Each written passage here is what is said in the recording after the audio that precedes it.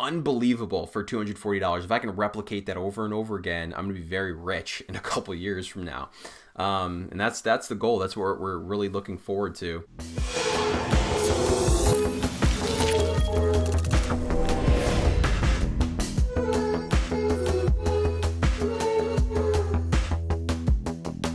What's up, guys? Welcome back to the Solopreneur Recruiter. If you don't know me, my name is Eric. I'm the founder of bendago.com. And this channel is all about helping recruiters get more clients, make more placements, open up new streams of revenue, and just make more money overall. Love helping you guys. Go join the free group too. And if you've been following me in that group, you've seen I've deployed out around $750 in 3 weeks for a marketing spend. And the goal was to get a client for around $1,000. That would have been a really good target. I kind of expected the $750 to be spent, and maybe I would have some interested people. Then I would drip out like retargeting ads for, maybe $500. And if I could close somebody at $1,000, that was just kind of an arbitrary number. I just thought that would be a good goal. But $240 in, and I'm on the phone with a CEO of a tech company.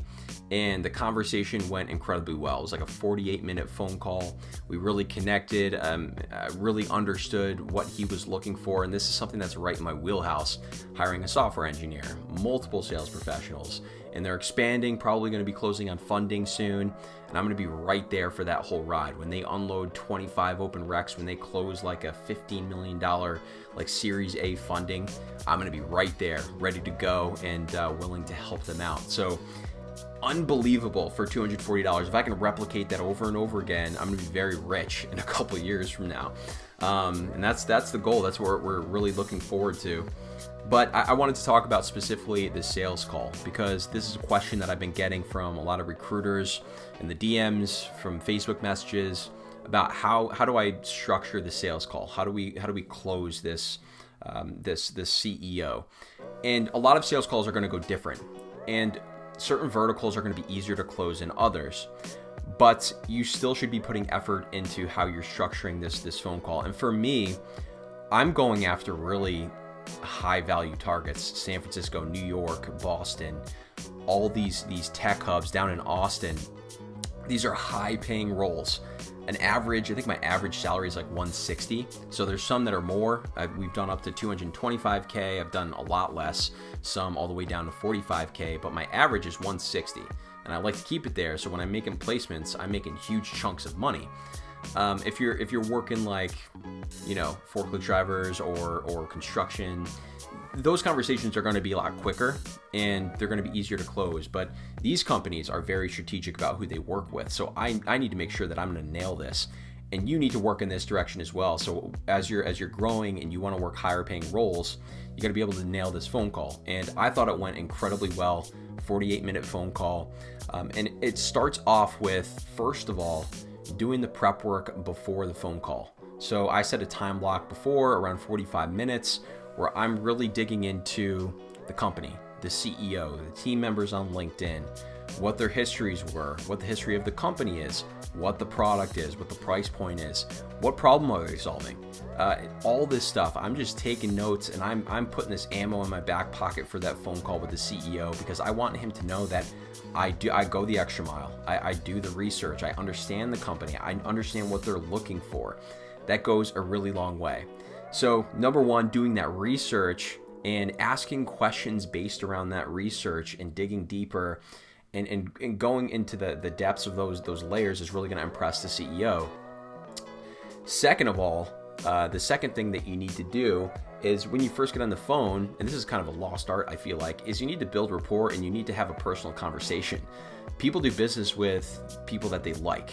So that's something that you really need to realize, and you need to talk to them like a human being, like they're a family friend or an old acquaintance, and ask them questions. My first question to him was, so interested about how you became a founder of this AI and software company after being an associate at a financial, big building corporate company.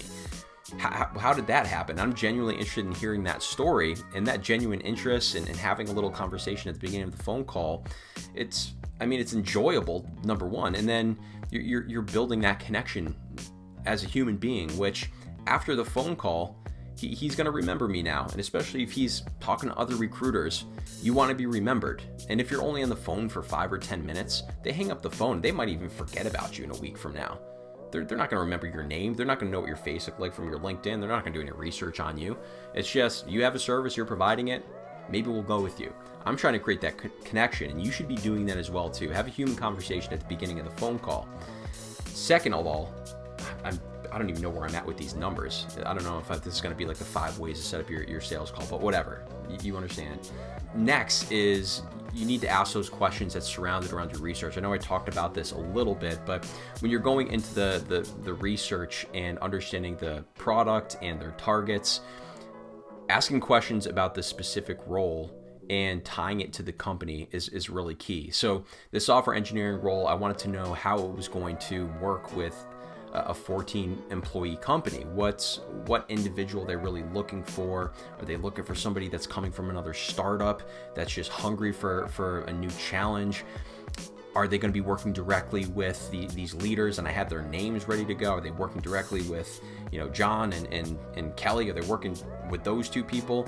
And that shows him that I'm already ready to work. I mean, he can sign the contract, and I'll probably find some candidates today. And it also really connects with the solution, which brings me to my next point, is I'm really going to dig into their pain points on this phone call too. What are you doing for sourcing now? Because they were already trying to hire this role. And a lot of employers that you talk to are going to obviously be active on job boards or doing whatever they're doing. And they're on the phone with you for a reason, because they have these pain points. So is it time? Are you just spending too much time going through resumes and not being successful? Are you not finding a good pool of candidates? Are you interviewing 20 people and only one of them you find are viable and they're just leaving your process? Like, what specifically is causing this massive hiccup that you're on the phone with me right now? And I'll hammer that. I'll go deeper into it, and I'll talk about how this can continue to grow in the future. If you continue to try to do it yourself, in 3-4 months from now, you might not even have the software engineer. If you work with another recruiting agency, they're not going to do the research that I'm doing. And imagine if you work with them and all you're doing is creating more work for yourself, and you're having these meetings and you're being unsuccessful. And that's when I champion myself at the end of the phone call. I talk about specific cases in the past. I talk about some of my best clients, how they were in similar situations, and how at the end of that situation, they came out on the winning end. And they have people on their teams that made it through layoffs during the pandemic. They're core groups of that nucleus, and I'll hammer that all day long. Like, it worked for them, this is going to work for you. And the only problem that may arise is going to be on your side, because we do this over and over again. So those are the things that you really need to think about when you're on that sales call. Do your research, build rapport, have a personal conversation, dig into those pain points, champion yourself, and ask questions that are surrounded by your research. So let me know if that helped. If you got anything out of this video or out of this podcast, if you could like and subscribe if you're on YouTube. If you could give me a review on Apple Podcasts, that would mean the world to me. It helps me reach more people for free with this free content. But I'm excited. New client coming in. I just need that contract signed. Fingers crossed. What day is it today? Thursday. Have a good weekend.